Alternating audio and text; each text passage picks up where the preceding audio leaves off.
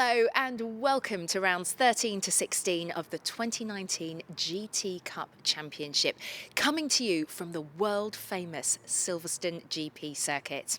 Lots of new faces in the paddock this weekend, which means lots of new cars on the grid, and it's a packed one.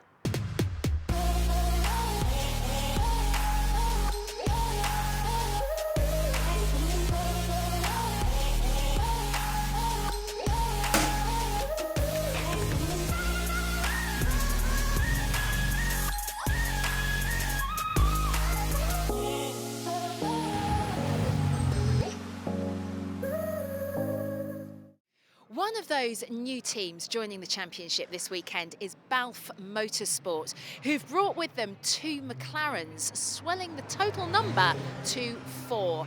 I caught up with team manager Chris Moore. Chris, lovely to see you here at Silverstone. Now, you've brought two McLarens along this weekend, haven't you? Yes, we have, yeah. We've brought two new drivers who's just come straight out of the McLaren Pure Series. McLaren have done a very good job bringing these drivers along, and they're just exploring the next step in race development, really. Thought GT Cup was a good place to try and have a go. It's a bit different to what they used to. There's different types of cars out there, there's different classes, there's different speeds of cars coming past, so it's been a steep learning curve for them. Yeah. But I think the lap times have shown how well McLaren have brought them along, really. If you look at the amount of experience they've had and how competitive they've been, it's been pretty good. And from the point of view of support, I understand that there's really good support from McLaren here this weekend. Yeah, so now there's a few of them on the grids. There's 4 cars here, I believe. Yeah, we've got all the support. I mean, we get the driver coaches from McLaren that come with each driver, which is good. Saves us a job on telling these drivers where they need to improve. We've now got the spares truck, which is now going to be at every round, I believe, so it's good to have the spares there. I'm not so sure the drivers, but when they know there's a spares truck there, I think it makes them push a little bit harder because they know there's a plan B. But yeah, it's good. So it's all the support we need to be going racing. The other new McLaren joining us this weekend is from WDC Racing, this beauty of a car. And I'm joined by Matt and Rob, who are driving this weekend. So I understand this is your first ever time doing GT Cup Championship, is that right? Yes, we're delighted to come and join the championship this weekend, and we've had a good weekend so far. A few problems with the car in testing apart from the weather on Friday, and then we've had a really good time so far. Looking forward to today. Yeah. What was the reason for deciding to come and join GT Cup Championship? A week ago we figured we'd go and look at what racing was on, and that was it. Simple as that. Wow, okay. And from your experience so far, how have you found it? No, it's great. Everybody's been really friendly, very welcoming.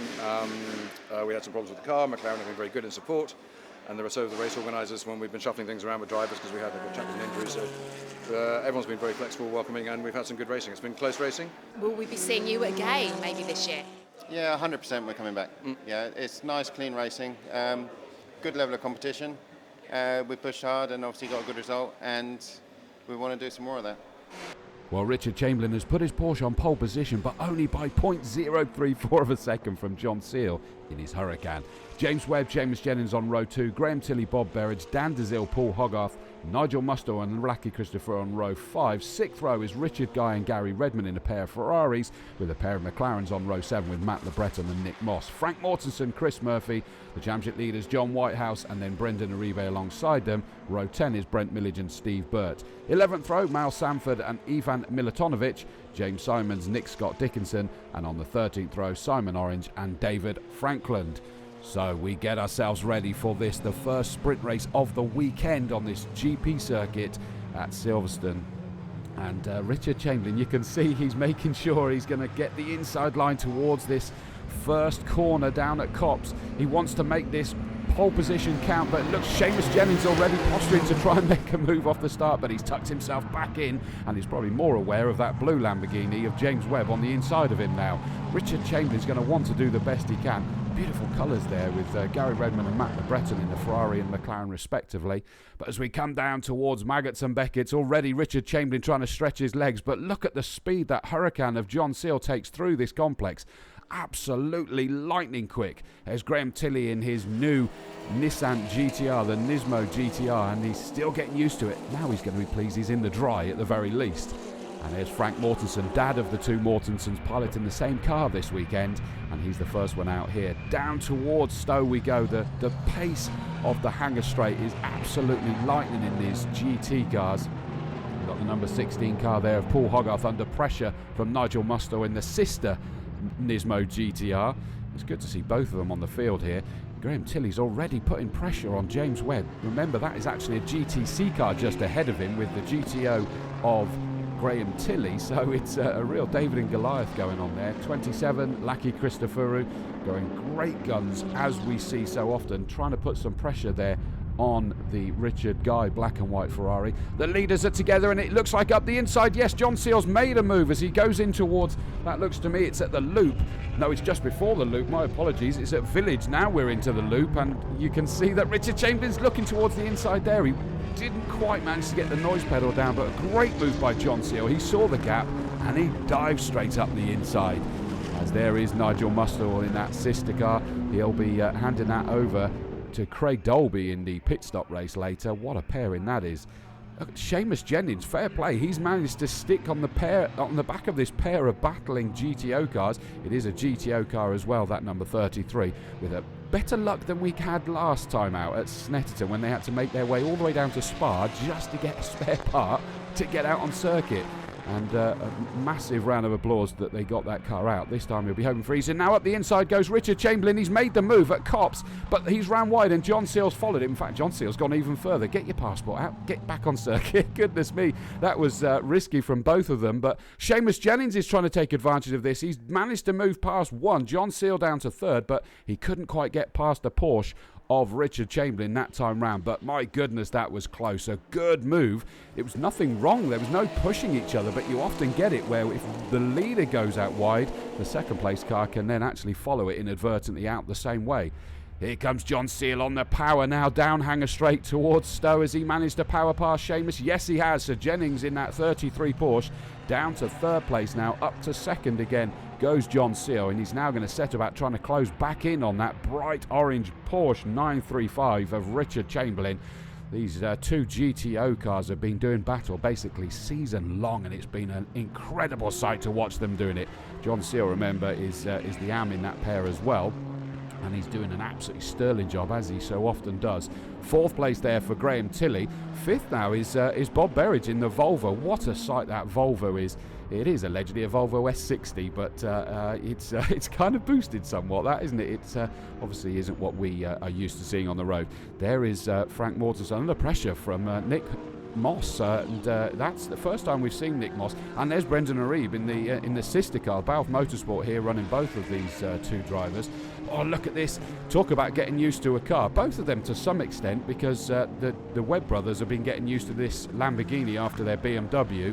But even newer to the driver is the Dan DeZille Ferrari 488 this time round. Look at this battle, Matt Le Breton with the championship leaders. John Whitehouse at the wheel at the moment, and Chris Murphy trying to make a move. That's actually compromising, which means Brendan Arib has managed to get past him, so it was darned if you do, darned if you don't, but he's got to get involved. Talking about getting involved, look at this. This is Dan DeZille trying to make a move. This is for the GTC lead, and round the outside onto the start-finish straight. Is he going to manage to power his way through by the time he gets towards Copse? The 19 Ferrari, yes he is, so that is the GTC lead changed.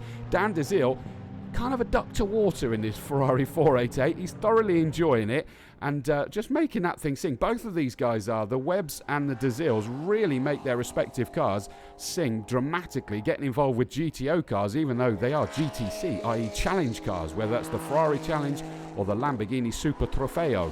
And at the moment, it's Dan DeZille that's got the nod. On to the last lap we go, and there is Nick Moss. Nick Moss, who is, of course, leading GTH at the moment, and right behind him is Frank Sanderson, who's leading GTB. They don't care they're in different groups. They're still fighting anyway, but both of them doing fantastically well. The Sandersons, first time over here. Look at this, all of a sudden, Dan DeZille is actually challenging the GTO car. I said that they'd get involved, and no sooner is he dispatched with James Webb that he's up there fighting with Seamus Jennings. Seamus is being forced tight, which is going to push him wide on the outside. Noise pedal applied, and through goes Dan Dezil. An absolutely cracking move that. He set that up probably 2 corners before we even got there. I think that was into the loop, wasn't it? As here comes our leader for the final time through to take the checkered flag goes Richard Chamberlain. A fantastic win there for Richard. He's going to be delighted, hence the hand outside of it. He had to fight hard, as did John Seal, to get that second place. The Titans having their cracking tussle yet again. So here are your victors. Richard Chamberlain winning GTO and outright from John Seal. Graham Tilley, a great third place in GTO. Dan Dezil takes GTC in fourth place with Seamus Jennings, James Webb, Paul Hogarth, Richard Guy, Nigel Mustel and Laki Christoforou takes 10th place. In 11th, it is the Gary Redman Ferrari ahead of Sander Mortensen, who takes the GTB honours. GTH taken by Nick Moss ahead of Brendan Reid, Matt Le Breton, John Whitehouse, Chris Murphy, Steve Burt, David Frankland, and GTA honours taken by Ivan Militonovic. James Simons, Mal Samford, 23rd was Nick Scott Dickinson, which gives him second in GTA, and your final finisher was Simon Orange in the Team Hard. Well, unsurprisingly, we've got some happy drivers on the podium. Let's hear what some of them have to say. And John drove brilliantly. He got me in the complex, I think, and it was all very, very tight. I did have power steering cut out about 5 or 6 times, but, you know. It's just a good workout then. Yes. That's why I've just broken into slight perspiration. Webb's got the legs on me a little bit at the start. I got a bit of speed in some places. He got it down the straights. He was quite canny. I found a window, and I think we were fair. And from there, it was just get my head down. I loved it. It was amazing. It was a battle with this man here, my mate Frank. It was awesome. He's got that. He's in the Marcos, and it's like fast as hell down the straights. And then he's got a handful in the bends. So like we were changing nearly every lap. We changed position, didn't we? It's a fantastic race, and we raced a lot with Nick here. But we are really lucky to get here to Silverstone with a fantastic team like Top Cats Racing, who prepared the cars. We didn't make it easy for them because we crashed at both cars at Snetterton, but they got it fixed, and here we are. I had to do it on my own, and it's a first GT Cup, which is quite amazing. You know, we just came here to kind of feel the championship, see what it's like, and really thrilled with the result.